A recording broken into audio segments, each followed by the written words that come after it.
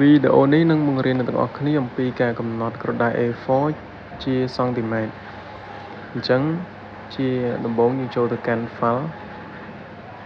បន្ទាប់មកយើងចុចពាក្យ more option នេះបន្ទាប់មកយើងចុចពាក្យថា advanced យើង scroll ចុះមកក្រោម scroll រកមើលត្រង់ចំណុចនេះបាទចំណុចនេះយើងអាចជ្រើសរើសជាច្រើនរបៀបកំណត់ក្រដាសច្រើនរបៀបមានសង់ទីម៉ែត្រឬក៏អិញឬក៏មីលីម៉ែត្រជាដើមអញ្ចឹងខ្ញុំចង់បានក្រដាសដែលកំណត់ដោយសង់ទីម៉ែត្រអញ្ចឹងខ្ញុំចុចលើសង់ទីម៉ែត្រនេះមក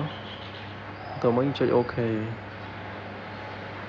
បាទបន្ទាប់មកយើងចុចទៅកាន់កន្លែង layout ជ្រើសរើស margin បន្ទាប់មកយើងមើលត្រង់ចំណុចនេះលើក្រោមឆ្វេងស្ដាំនេះគឺឃើញថាគឺចេញសង់ទីម៉ែត្រទាំងអស់អញ្ចឹងក្រដាសយើងត្រូវកំណត់ A4 បាទនេះជារបៀបនៃការកំណត់ក្រដាសឲ្យចេញជាសង់ទីម៉ែត្រ